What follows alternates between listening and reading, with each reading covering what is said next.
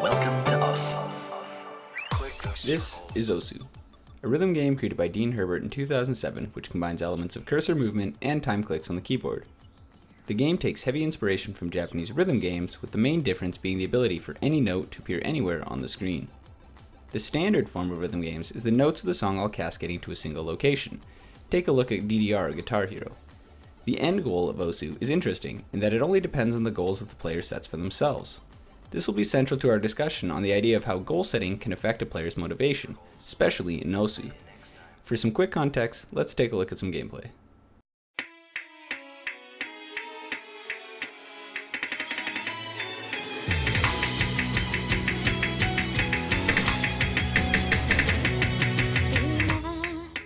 As you can see, Osu is quick-paced with a simple aesthetic, leaving only the necessary elements for gameplay on the screen.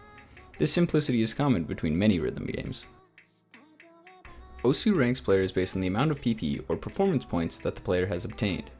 PP is calculated based on two main aspects: the player's score, which is multiplicatively calculated by the combo in the bottom left, and the player's accuracy, which is the percentage in the top right. The higher the combination of accuracy and score, the more PP the player will receive. So how can we connect this to motivation and goal setting?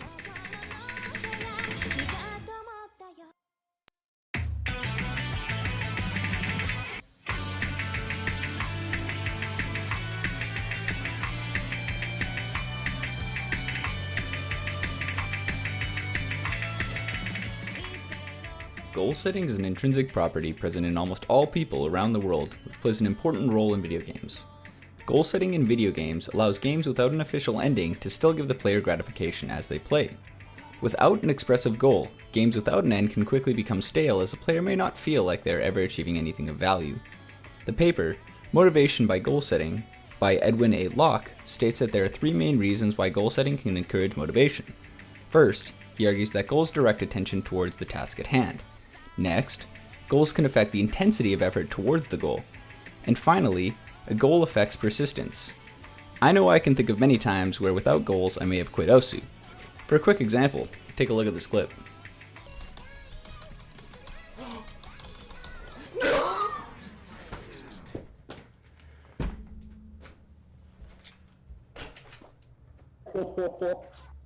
And there it is, a rage quit. This particular example comes from me failing 14 minutes into a 17-minute map, which was definitely enough for me to stop playing for the day. So what would drive me to return the next day and keep playing?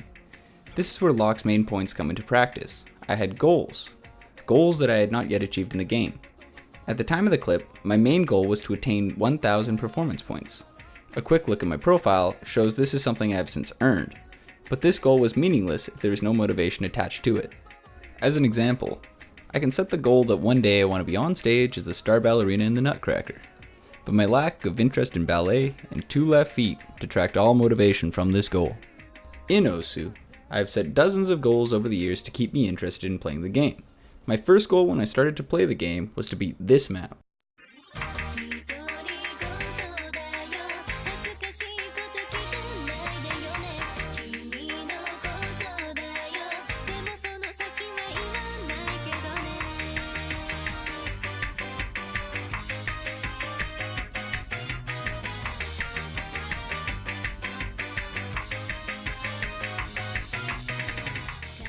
Although this goal was simplistic at heart, it was not that easy to achieve.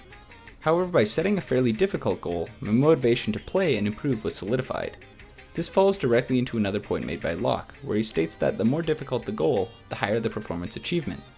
We can further this point thanks to the findings of Gary P. Leishman, who suggests that higher levels of effort occur when the goal is moderately difficult. Additionally, effort is lowest when a task is either very easy or very hard. By continually setting achievable goals in Osu, there is always a reason to be motivated and continue playing. After achieving the first goal of finishing that map, it led me directly to my next, which was to achieve the 1,000 performance points mentioned earlier. That goal then led me to my current major goal of being within the top 100,000 worldwide and the top 1% of players in Canada. Minor goals can be set throughout that mitigate the massiveness of some of these goals. For example, recently I took the time to try and achieve as high a rank as possible on a single map. Here is the results of that endeavor.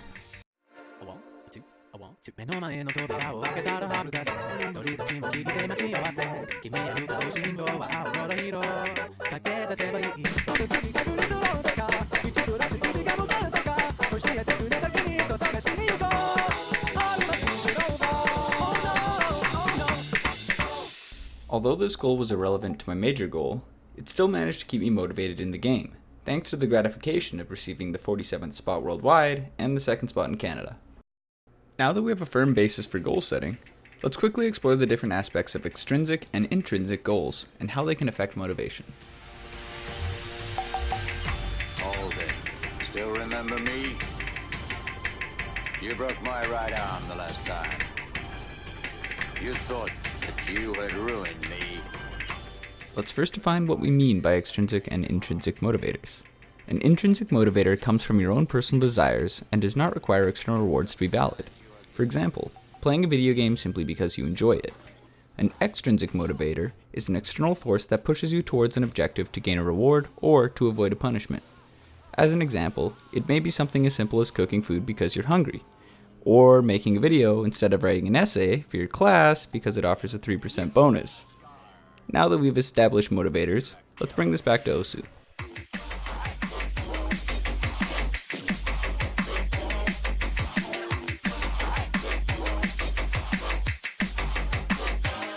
For the next section, I've pulled a few friends and asked to see what their main reasons are for playing OSU. One friend had the initial idea to play OSU as a means of improving their mouse accuracy in Overwatch. Another quoted that it offers the intrinsic motivator of being a challenge, as well as the extrinsic motivator of reducing stress. Another had the extrinsic motivator of playing simply to achieve more PP than another friend. Finally, one friend enjoyed the ability to compete with others online, and more specifically, with friends.